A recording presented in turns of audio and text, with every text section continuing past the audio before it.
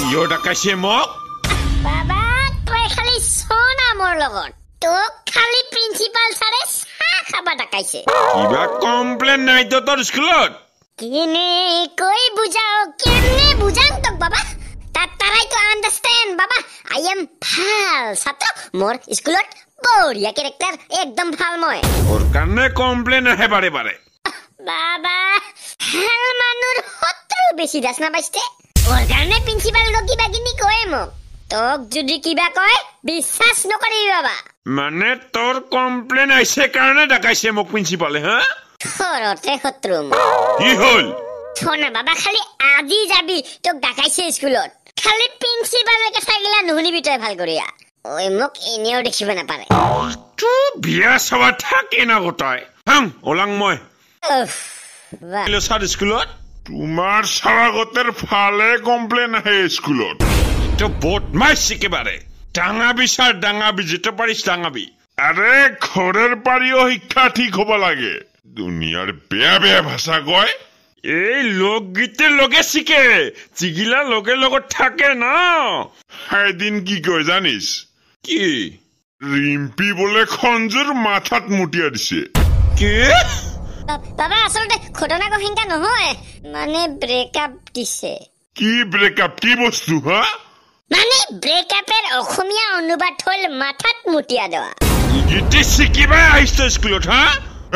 স্কুলে দোষ নহয় কিন্তু এইগীতি হলে কাৰ দোষ দে ঘৰতে শিকাব নাপাৰি স্বল্প স্বল্প ইংৰাজী ছাৰে শিকুম তোমাৰ ঘৰত কি শিকিছ মোবাইল মানে ইটস মোবাইল আৰু এডপ্টাৰ মানে চাৰ্জাৰৰ মাথা টিভি মানে টেলিভিছন গট মানে পাঠা মাংকি মানে বান্দৰ দিস ইজ মাই ইংলিশ কথা দেখছ স্বভাৱ তোৰ কাণ্ড জ্ঞান নাই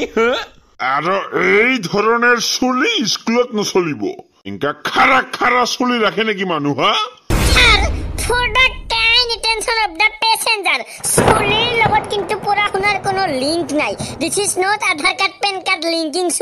চুলি বেলেগ পঢ়া শুনা বেলেগ কিছু সম্পৰ্কই নাই চুলি ৰাখিলে যে পঢ়া শুনা ভাল হ'ব এগো কিছু কথা নহয় আৰু চুলি নাৰাখিলে যে পঢ়া শুনা বেয়া হ'ব এগো কিছু কথা নহয় আইনষ্টাইনৰ চুলি লম্বা লম্বা আছিল কিন্তু ওই পঢ়া শুনা ভাল আছিল তাবাই তকলো হয়া ভাল থাকে বুজা বুজিৰ কথা স্যার এগো বুজা বুজিত আহিব লাগে মানুহ ওর কাণ্ড জ্ঞান থাকিব লাগে মানুহ কিবা কাণ্ড জ্ঞান নাথাকা মানুহ মই দেখিব নাপাৰো মানে মোৰ কাণ্ড জ্ঞান নাই থাকিলে কিয় কইলো হেনাতে কি চুটু সাৰা থমকাবা নাপায় স্যাৰ আদৰেৰে বুজাব লাগে তাই তো সুপ্তল পড়াইম ইখান ছাবাক সাসপেন্ড করে দেব স্কুলে পারি নালা একবারের কারণে ক্ষমা করে দেখ স্যার তোক না বাবা মই টাউনের স্কুলত যাম গাড়ীত চৰিয়া তাই চুপ পূর্বক স্যার মাতিছিল আপুনি কাঠা কত ইমাক কি জি চাবা ইগ পাইছ না তুমি কিয় স্কুলত আহিয়া ঘুমিয়ে থাকে ঘৰত যায়াও তো মই পৰিয়ে থাকং হাইগো কাহেও নেদেখে থামু আৰে স্কুল গো ঘুমোৱা জাগা নহয় তাহলে ঘৰখানো পৰোৱা জাগা নহয় স্যার উলিয়াই দেখে কে ভাবি আছং মই নহয় স্যার একবারের কারণে ক্ষমা করে দেখ স্যার এবার মই এক ঠিক করিম একদম একেবারে মাথা বুদ্ধা হয়ে গেছে সাগো মোর সাপোর্টত কাহেও নাই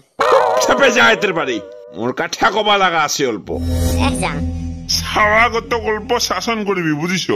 সময় নাপাং ৰে ময়ো বহুত কাম কেনকাই মা বাপ গিলা চাবাৰ ভৱিষ্যতেৰ কারণে সময় নোলায় আর যেলা চাবা বেয়া হব হেলা কব মোর চাবাটো এনকা নাছিল কেমনিতে হল সেইগতো হয় দে কয় মাহের ফিস আছে উলটৰ দিয়া যাং ৰ ময়ো যাং ক্লাছত ইয়া দিলেও তো কবা লাগা নাই নিদিৰে উলিয়াও তৰকাই তিবা তো পাৰে না যা বানৰানি কৰি থাকে পেয়ত কি হল দাদি বা উলিয়াই দিবা খুঁজে বালা এইবাৰ মই সূৰ্যা ভাই ষ্টাৰ লিখি দিছো ডন নাম্বাৰ 1 হেনা যদি মোক উলিয়া দিল হেনা না তাহলে ইখান স্কুলের নাম পর্যন্ত না থাকিল হেনা নিজের স্কুলকে এঙ্গা কইছে আরে মোক উলিয়া দিলে বারা হইলেও তো অল্প একটা মানুষ মান সম্মান নাই রিম্পিয়ে মাথাতে মুটিয়া দিছে ওর কি ঘন্টা মান সম্মান তোর হ্যাঁ ইগো কথা কয়া কিন্তু তোর কমপ্লেন হইছিল বুঝিছ তাই হোক কমপ্লেন ঘন্টার তুই খাং নাকি মই ঘন্টার টেলি ডাব্লিউ সাং জন সিনা হেনা সাহস নহয় অকাচ্ছা সেম টু ইউ রিম্পির এক্স গাজা পেজ্জতি খবৰ গুমাদিন কাবাই কিনিটা 16 বছৰত প্ৰেম কৰিয়া বিয়াই হয় টক পঠাই যৌবনে আমনি কৰে না দাদি কি কইছ তাহলে কি ঘন্টা কইছে এঙ্গা দাদি কইলুম বারা ইগটা মোর মন্তব্য কইলে যে 16 বছৰত বিয়া হ'ব ইগত নহয় না আৰে হয় কে কাবাৰ কিনি 16 বছৰত বিয়া এবাৰ উমাৰে 20 বছৰত আৰু প্ৰথম প্ৰেম হবা ধৰে বুজিছ একদম ৰাইট কথা যাই যাই সুটুতে ফাল পেয়া বিয়া হয় উমি ডাঙৰ হয় আৰু বান্দৰ হয় কাৰেক্ট কিন্তু দাদি একটা কথা কি কথা ঘৰত আপি থাকিতে আপাখান কিয় বেলেগ আপিক চাই good question you are a very good question টকলো বেটা ইউ চাই দাদি আরে টিভি অন থাকিলে কি মোবাইল নচলাবি নাকি হা মানে কি গটা